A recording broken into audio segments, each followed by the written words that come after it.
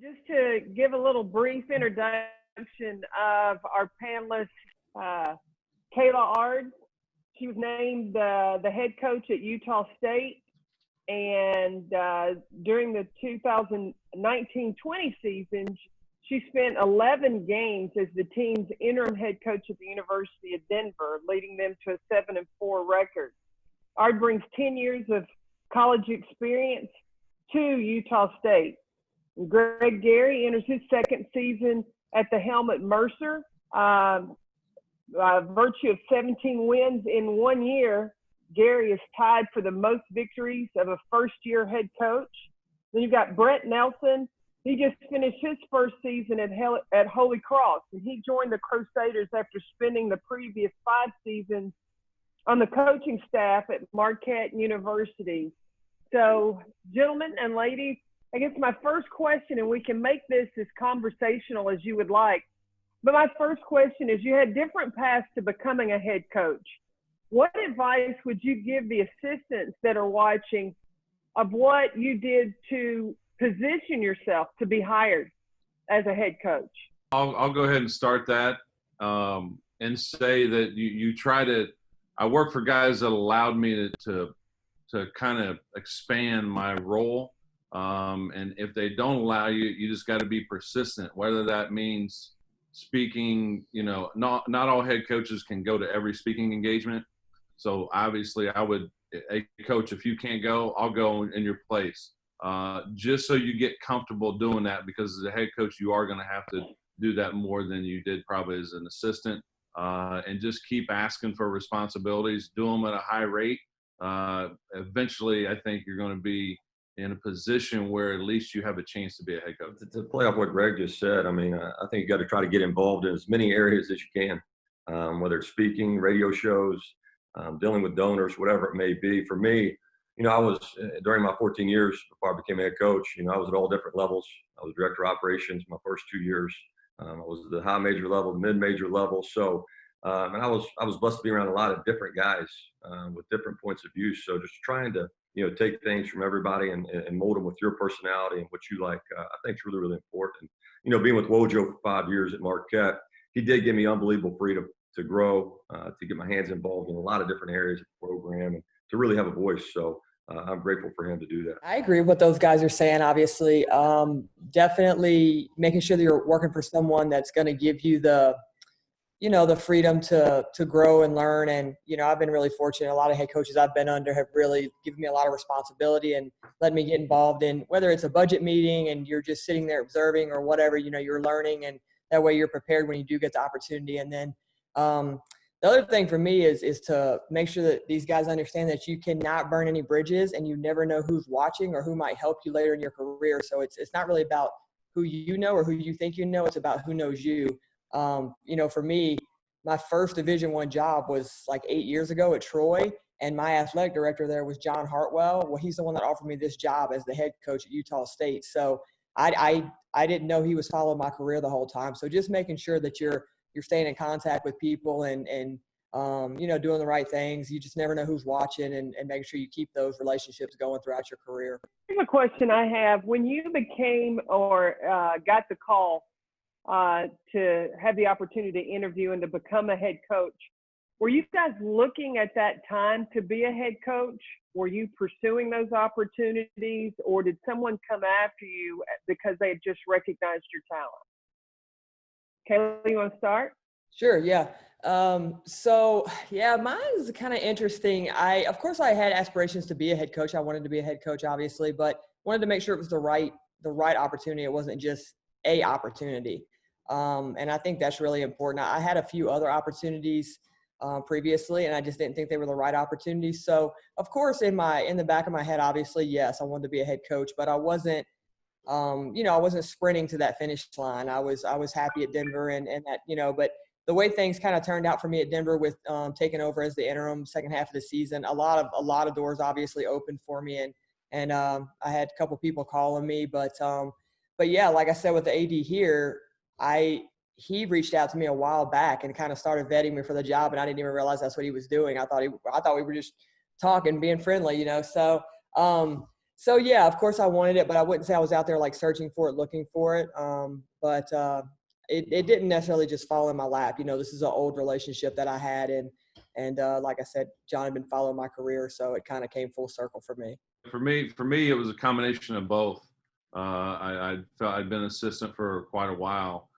This would have been my second time as a head coach, so I kind of had some experience. But and it's a crazy story. It goes back, you know, the way I got this job. Pretty much, I was involved in a search the previous year and got to know the search committee or the search company, who I didn't really know, but within that process, got to know them, got to know him, and was able to do a good job, even though I didn't get the job. It obviously must have impressed him and then I stayed in touch with him throughout the year. And then when this opportunity came up, it was, he had called. And so I think Kayla said it, you just never know your relationship with people who might be able to help you. And that I think is key. And I think it's key. I know some people disagree, but I've got an unbelievable agent in Brett Just with WME Sports. I mean, just the best in the business. And so I think it helps when you have people that network and can be able to get you in front of other people.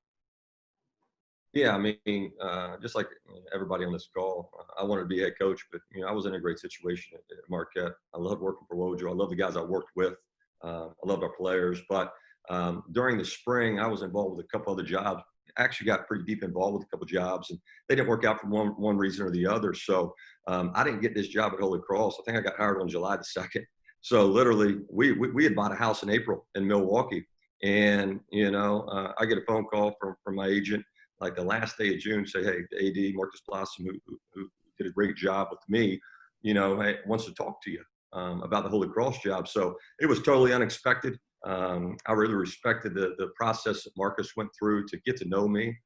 Really, I knew about Holy Cross, but the job he did as an athletic director to build that relationship in a short amount of time, showed a commitment to me, which meant a lot to me. So I'm sitting there on my back deck one day in Milwaukee. I get a phone call, and 3 days later, I'm interviewing for Holy Cross. So like Greg and Kayla said, you just never know. You always got to be prepared. I always think that's an interesting perspective, because how I became the head coach at Purdue, I had been an assistant for Nell Fortner for just 1 year. Previous to that, I'd been 1 year at Kentucky assistant. I was the restricted earnings coach at Tennessee for 2 years. And Nell Fortner made the decision to go coach the U.S. national team. And she told our staff, I've got some good news and some bad news. So the good news is that I've been offered this job to go to USA Basketball. And I said, well, Nell, that's great. What's the bad news? And she said, well, in order to take that job, I've got to leave Purdue. And so we were all sitting there going, okay, what are we going to do next? And she said, let me finish. She said, I've recommended to them that you be the head coach. And I'm like, are you nuts? I'd only had 2 years as restricted earnings, 1 year as a recruiting coordinator at Kentucky, and then her at Purdue. And so, I guess the best advice I would give would be always be ready, because you don't know who's watching. When you get that call, do everything you can right now to be prepared. Which brings me to my next question. How different is it moving 6 inches over from being that to becoming the head coach? Yeah, I mean, I'll jump in here and start with that. Obviously, there's so many more decisions on a day-to-day basis that you have to make. As an assistant, you kind of have your routine, you have your schedule. You pretty much know what your day is going to look like. As a head coach, you still have your schedule, you have your habits, you have, what your day is going to look like. But, you always have to be ready to adapt, to adjust, to make decisions. And then like one thing that I think that, I don't know if I took for granted, but like you always have to be on, okay? Like as an assistant, like you have every third scout when you get in front of the team, or, obviously during practice on a day-to-day basis. I don't think you have to like get up in front of your team and be as on. But like as a head coach, like you got to be consistent. You got to have that energy, and you got to be ready to roll every single day, and your message has got to be clear. So I think that was, not an adjustment, but something that took some time. And I think that, we grew in. Yeah, that is for sure having to be on, and that's something that especially working for Matt Painter, who again is, I probably should say this, I wouldn't be here and have this job if it wasn't for him, because he allowed me to do things and give me the freedom. But man, every day, like he was on it, and it's something that you can do all the X's and O's, and you can have all that prepared, but you have to have the energy to be able to motivate and get those guys to play, and your staff. You got to have a staff that, because there are days where, man, you don't feel it. You feel like, man, I am dead tired, and you got to be able to communicate to your staff and say, hey, man, I need you guys to bring it today, because I'm a little worn out, and it happens, and that's okay. Like that in my opinion, that's okay to be able to do that. So that to me is just is a big part of it. When you guys first, I'm sorry, Kayla, go ahead. No, go ahead. I was just going to say, I agree with those guys. You don't get to have a bad day. You do not get to have a bad day as an assistant. For me, I was a recruiting coordinator forever. So I was so focused on recruiting, and I wanted to be great at recruiting. And when you're in a head coaching spot, you have to be great at everything if you want to be successful and have a good program. And your assistants are looking at you all the time. It's so you can't just go in there and shut your door and be like, I don't feel like talking to anybody. You have to. They have questions all the time, and same thing with the players, and just realizing that, everything falls on you. Everything falls on you now, whether it's good, bad, whatever, it's going to fall on you. And so it's fun though. It's exciting. It's fun. Obviously there's a lot more stress and more responsibility, but like these guys, I'm sure this is what you work for, so rise to the occasion. Obviously it is different, but rise to the occasion and make the best of it. It's worth it if you can get here. I can say that. When you all finished your press conference, you got all your moving and everything situated, and you walk in that office on day one, what were the top 3 things that you had on your list that you had to do? I'll start there. Okay. My top 3 things. I needed players. I obviously I recognize, I guess my second thing would have been the staff, but I recognize that I needed a really great staff, obviously, but they'd won 8 games last year, 2 games in conference. And, immediately I said, I need some experience. I need some players, because we only had 1 senior coming back and 1 junior. And all I could think about was we have no maturity on our team. So I just dove right in. Ended up signing 1 grad transfer and 3 junior college kids, which is exactly what I wanted to do. And so then I moved on to the staff after I did that. So then I'd say my second thing was hiring a great staff, really, really good staff, which I got very, very fortunate there. I got some great people around me that I trust, that are hungry. And then my third thing was the fans, the Aggie Nation here, the fans, the student section, the donors, the season ticket holders, the alumni. We jumped all over that, and the fan support here has been unbelievable. They have people here that want to support women's basketball, and so that was the third thing, and that could have easily been the first thing. That's so huge. It's so important to have people support you around the community. So I would say those were my top 3. Yeah, Carolyn, it's impossible to narrow it down to 3, because everything seems like it's the most important thing.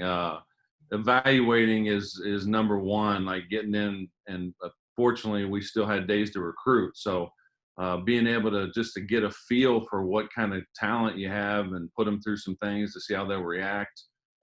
So obviously personnel. I think if you got to have your staff ready to roll. If you don't have your staff ready, know who you're going to hire, then you're not necessarily ready to do it, because as a head coach, you've got to have a list of dudes like, okay, this is who I'm going to hire if I get this job. And you probably already talked to most of them. So I think that was important. I also think that one thing that I think will really help, and it takes a lot of time, is going as soon as you get the job. And I know it's really hard. I didn't do a very good job of it, but I'm getting some feedback. You got to go to administration, and you got to go to the other coaches in the sport and the school that you're in and other sports. just because it makes them feel, man, this guy or this one, they came by and just said hello. Because now they're going to go out and touch 4, 5, 6, 10 people that they know or friends and be like, you know what, Coach Gary came over and said hello. That was really cool. Like then now you've got even more people behind you. So you've got, and it's going to take a little bit of time, but I think that's something that it's a small thing, but I think you've got to do it just to get people energized. Yeah, I mean, I'm not going to try to repeat what they said. You know, if I had to boil it down to 3 things, for me, I wanted to start the process of building relationships with the current players in the program and re-recruit those guys. You got to remember, I got the job, you know, the 1st of July. So the timing was different than getting it in April or May or something like that. So I'd had 4 guys put their name in the transfer portal a week before I got hired. We lost 3 of those. I was able to keep 1. We had 4 incoming freshmen. You know, the day I got on campus was the last day of summer school for our players, and it was the only incoming freshman. So I didn't get to meet a lot of the returners because they had already left to go home. So like number 1 for me was re-recruiting the players on my team, trying to get them to know them at a deep level, let them get to know me. The second thing, like Greg said, like building your staff, I think it's the most important thing that you can do. In my first 11 months here at Holy Cross, like obviously I made a lot of mistakes. We had a tough year. The one thing I didn't make a mistake on is my staff. I believe in these guys. You know, there were 3 things that were really important to me as I kind of put it together. You know, like number 1, character mattered. I want guys who were high integrity, guys who did it the right way, really talked to everybody around, everybody that I hired. You know, I wanted competitors on my staff, like whether it's recruiting, whether it's in practice, whether it's in games. I wanted, like, I kind of know who I am and know who I'm not. Competitiveness is really important to me, not just with players and recruiting, but with my staff. I wanted guys who were going to, you know, compete to grow and to get better each and every day. And then the third thing is, like, I wanted guys who, like, didn't look at what we did as a job. They found joy in the work. They love what they do. They're passionate. Everybody on my staff, like, I really took my time. I was diligent. You know, there were a couple guys that I had in mind that I couldn't get, honestly. Like when I was saying what you were saying, Greg, you know, I'm sure there were a couple guys maybe you wanted that, you know, whether it's the first time or this time at Mercer that you couldn't get. So I went through a process, and one thing I didn't want to do was rush just to get a staff put together. So I took my time with that. Then the third thing for me, you know, like recruiting is so important, as we all know. Like I want to do a great job and make an impact in my first 2 or 3 days on the job of contacting the best players in our region, and then just having a presence with the top AU programs, top high school programs in our area. You know, I look back the very first day I got the job.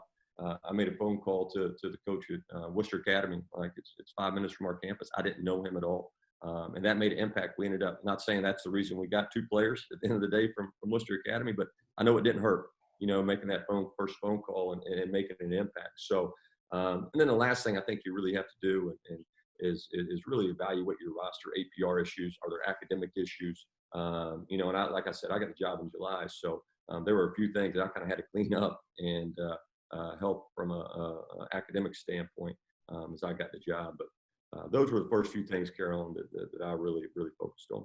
So one of the things, I agree with everything that you guys have said.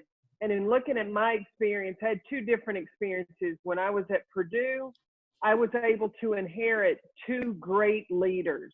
I had Stephanie White McCarty and Ukari Figs that came in my office on day 1. They wanted to talk to me and shut the door. And we all know as coaches, when players come in and shut the door, you go, whoa. And they sat down across from my desk and they said, Coach, what do you need us to do? When I went to Florida, it was a different case, and you're taking over kids that don't know you. And finding that leadership within that group, I think, is so vital, so key, and so important in helping. It helped me as a transition. Once you could identify those leaders to get on your same page and sell your vision, I think was really key. So now you look at what you've done, and especially because Brett and Gary, you're now going into your 2nd year. What mistakes would you say that you may have made in your first year? I will say the first, I got a little advantage on this one just because this is my second go round. The first time, in all honesty, I spent too much time on offense, like thinking, hey, I want to do this, I want to do that. I think you got to get down to basics, like defensively. I went back when I first got there, and I at Purdue, I was kind of an offensive coordinator type. I mean, that's kind of didn't have the title, but I ran our offense. And so all the guys coming in are like, oh, cool, we got a head coach that, he's an offensive guy. We're going to shoot and do a lot of this stuff. We didn't talk about offense at all much. I mean, we worked on defense and rebounding. I did some research on the 30 champions of every conference. And I went back and I with all the data that's out there now, kind of looked at, okay, each conference, the champion, what was their defensive ranking? And like 26 out of 30 were excellent to above average. I mean, they were really good defensive teams. So then I go to our defensive rating and it was not good. It was average to below average. So I think I made a big mistake the first time I went around in thinking that spending too much time on offense. I think that was a big part of it. Yeah, for me, like Urban Meyer says this, and it really stuck with me. I heard it years ago, but like there's two things he wakes up every day and does, and I really try to focus on this. Like implement, clarify your culture. Like I liked what Forbes said yesterday. I jumped on there when Coach Forbes and Coach Grant were on there, but he talked about identity. Identity, hits like immediately. Culture takes time. So like for me, like implement and clarify our code is kind of what I call it, our identity. And then the second thing I wake up every day and really focus on is acquire and develop talent. That's recruiting, and that's your players. So like for me, sometimes I get so wrapped up into those two things, Carolyn, that one thing I probably neglected at times was like I didn't speak to enough donor groups. I didn't get in front of our season ticket holders. I didn't control my message, and our vision with our program with people outside of our program, where I was so focused on, our players, recruiting, getting this thing steered in the right direction that I needed to, moving forward, I need to do a better job of, getting out there more and controlling those things. And then the second thing for me from a basketball standpoint, like, I don't know, Greg, if you felt this way or Kayla, but like I was so like hung up on getting our system in offensively and defensively where, once practice started, I probably neglected the individual player development side of things during actual practice, at times. And that's so important to me. That's who I am at my core. Is player development, guys getting better, so important. But when practice started for me, I was so like hung up on like, I got to get our system in. I got to get offense, defense, all this stuff in. And then once, we probably got, I wouldn't say the start of league play. I really started taking 20 to 25 minutes every day. I didn't care how long we went. And I dedicated it to whether it's finishing, ball handling, shooting, footwork, the fundamentals of the game. And all of a sudden, we weren't winning games. We had a really tough year, but we were playing a lot better, and guys were improving. They were feeling better about themselves. So moving into year two, like I'm going to spend a lot more time and I'm going to carve out no matter what, 15 to 20 minutes of straight, like individual improvement, footwork, shooting, passing, teaching guys spacing, those types of things. On top of, obviously, you got your defense, you got your offensive system. So that's one thing that I know that I got to get better at. A lot of coaches, we all have come from being assistant coaches and learned philosophies in other programs. Once we take over a program, how important or what is your philosophy on fitting a system that I know into the new program I've taken over versus adjusting your system to fit the players that you have? Kayla, you came where you were the interim head coach at Denver and now going to Utah State. How do you balance that?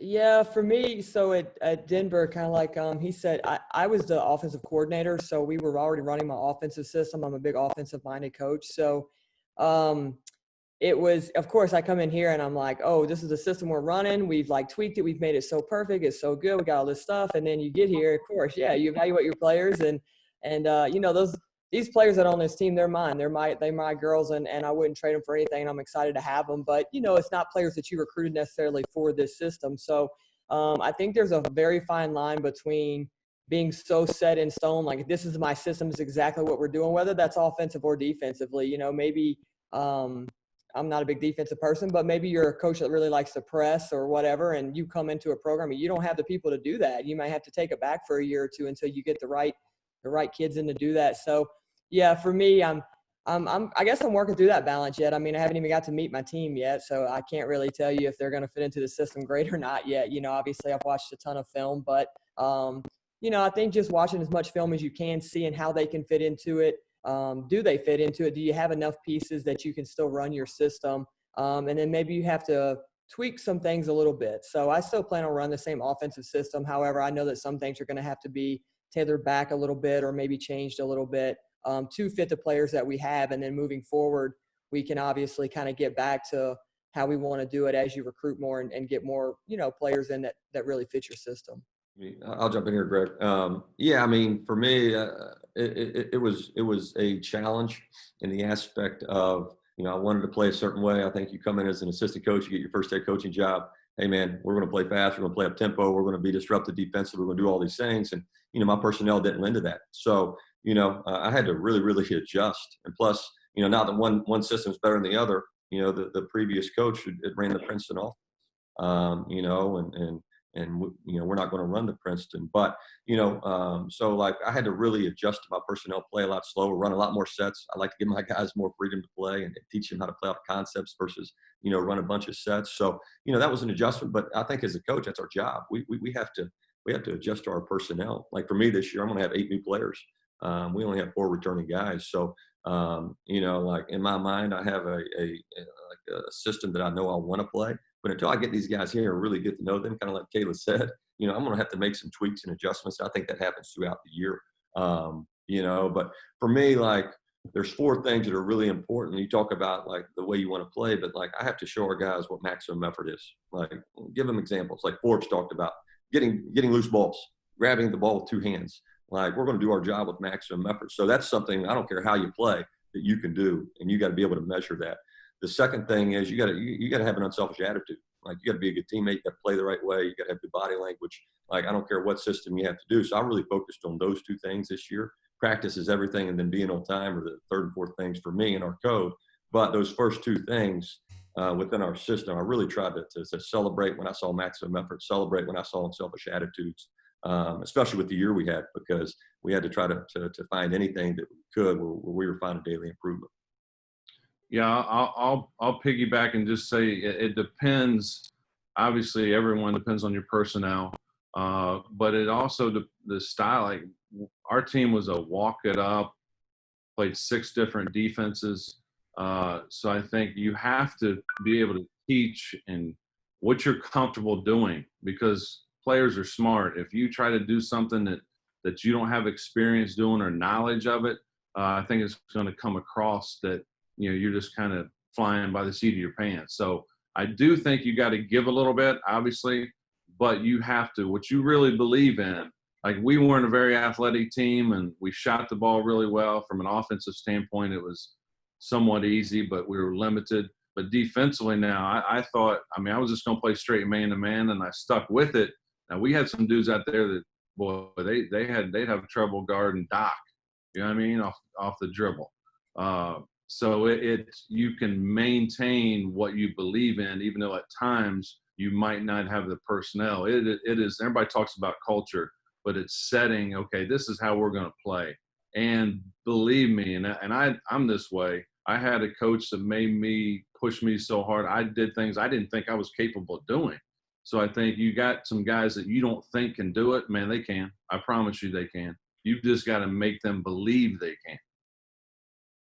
We only have a few minutes left, but Greg, you brought up the word culture.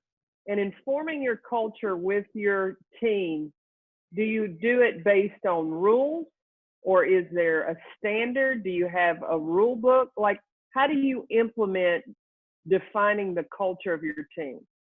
Yeah, culture is a buzzword that everybody uses. I don't have a lot of rules. I think the more rules you have, probably the more that are going to be broken. So then it puts you in a position where, okay, what do I do with this guy, that guy? So I think you just make it pretty simple. Just, you know, be on time, be a good person, work hard, and represent your school like you're supposed to. People aren't stupid. They know what's right and what's wrong. you know, and being able to just have expectations. I talked about expectations right off the bat, you know, and that wanting to win the SoCon, that's our expectations.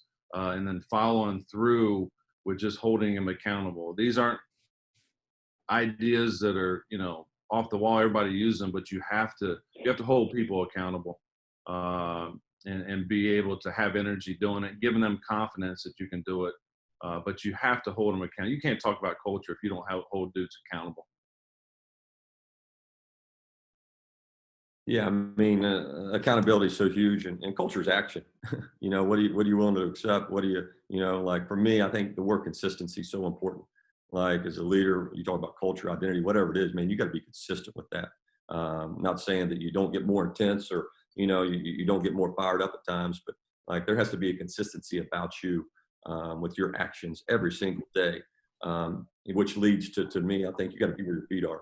Like we got to be more process. I know it sounds cliche, but we got to be more process driven than result driven. I go back, obviously we had a tough year, but like I was looking for daily improvement every single day. That was my goal, whether it's practice, individual instruction, individually as a team. But it goes back to action and accountability. Yeah, for me, we don't do a rule book either. It's more expectations and, you know, teaching these young ladies how to be young adults and really just be a good person, you know, care about each other. And I think that starts with your staff and living that way every day. And I talk to our staff all the time about us being together, us being united, and us, you know, truly being a family. And it's not just talk, us actually acting that way. And like I said, I got really lucky with our staff. We all care about each other. We're all friends. You know, we can disagree and have conversations about that, and it's still great. We're still, you know, great people and care about each other, and everything's still good together. So I think living that way, showing them this is how it should be, goes a lot longer than handing them a rule book and saying this is what you have to do. And you know, so we go more expectations than we do rule book as well. Awesome. I don't know how hard they're going to keep us to a time limit, but all of your information and input has been fantastic. And I hope that the coaches that are watching picked up on some of it.